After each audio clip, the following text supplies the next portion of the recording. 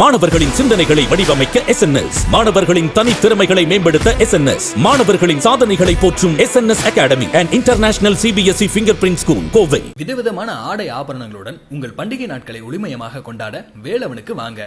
வேலவன்ல மட்டும்தான் குறைந்த விலை, நிறைந்த தரம். வேலவனுக்கு வந்தா உங்க பணம் மிச்சம், மனசு மெச்சும். ஆக்டர் சூர்யா அண்ட் ஜோதிகா அவங்களுடைய மகனான தேவ் கூடிய சீக்கிரமா தமிழ் சினிமால என்ட்ரி கொடுப்பாரா, அப்படி அங்க ஒரு படத்துல கமிட் ஆகியிருக்காரா அப்படிங்கிற மாதிரி டாக்ஸ் எல்லாமே தான் இப்போ வைரல் ஆகிட்டு வந்துட்டு இருக்கு. அதுக்கு இப்போ ரீசெண்டா ஆக்டர் ஜோதிகா மேமே பதில் அளிச்சிருக்காங்க. வாங்க அதை பத்தி இந்த வீடியோ மூலமா பார்த்து தெரிஞ்சுக்கலாம். நம்ம தமிழ் சினிமால ஆக்டர் சூர்யா அவங்களுடைய அப்பா சிவகுமாருக்கு அப்புறமா நடிக்க வந்தவர். அண்ட் அதே மாதிரி அவருடைய தம்பி கார்த்தியுமே நடிக்க ஆரம்பிச்சிருந்தாரு. ரெண்டு பேருமே ஸ்டார்டிங்ல கொஞ்சம் ஸ்ட்ரகிள் பண்ணியிருந்தாலும் போக போக இன்னைக்கு அவங்களுடைய புகழ் ஓங்கி நிற்குது. அது மட்டும் கிடையாது, ஆக்ட்ரஸ் ஜோதிகா மேம் கல்யாணத்துக்கு அப்புறமா கூட அவங்க தமிழ் சினிமால மறுபடியுமே ரீஎன்ட்ரி கொடுத்து இன்னைக்கு தமிழ் மட்டும் கிடையாது, ஹிந்தி, மலையாளம் அப்படின்னு எல்லா லாங்குவேஜஸ்லயுமே கமிட் ஆகி நடிச்சுட்டு வந்துட்டு இருக்காங்க. அதுலயுமே அவங்க நடிச்ச படங்கள் எல்லாமே செம்ம ஹிட் அப்படின்னு கூட சொல்லலாம். அந்த மாதிரி இருக்கிற சமயத்துல ஆக்ட்ரஸ் ஜோதிகா மேம் கிட்ட இப்போ ரீசெண்டா ஒரு கேள்வி கேட்டிருந்திருக்காங்க. உங்களுடைய மகன் தேவ் நடிப்பாரா தமிழ் சினிமால, கூடிய சீக்கிரமா அவர் ஹீரோவா பார்க்கலாமா அப்படின்ற கேள்விக்கு ஜோதிகா மேம் ஒரு வேற லெவல்ல இருக்கிற பதில் தான் அளிச்சிருந்திருக்காங்க.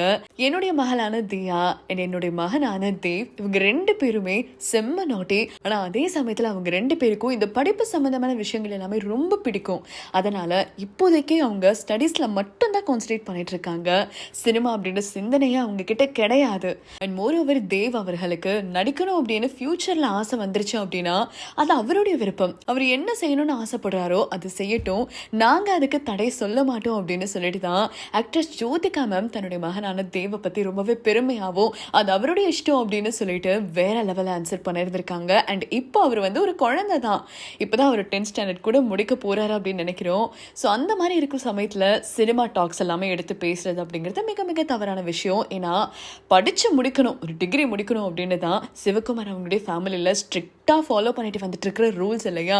அதன் பிரகாரம் மேபி தேவுமே நல்ல ஒரு டிகிரிக்கு அப்புறமா நடிக்கலாமா வேணாமா அப்படின்ற ஏதாச்சும் ஒரு அப்டேட் கொடுப்பாரு. அது வரைக்குமே நம்ம வெயிட் பண்ணி தான் பார்ப்போமே. இதை பத்தி உங்களுக்கு கருத்துக்கள் என்ன அப்படின்றத கமெண்ட் மூலமா ஷேர் பண்ணுங்க. தொடர்ந்து அப்டேட்ஸ்க்கு இன்ஜாக்லெட்ஸோட இணைஞ்சிருங்க. மாணவர்களின் சிந்தனைகளை வடிவமைக்க SNS, மாணவர்களின் தனித்திறமைகளை மேம்படுத்த SNS, மாணவர்களின் சாதனைகளை போற்றும் SNS Academy and International CBSE Fingerprint School, Kovai. விதவிதமான ஆடை ஆபரணங்களுடன் உங்கள் பண்டிகை நாட்களை ஒளிமயமாக கொண்டாட வேலவனுக்கு வாங்க.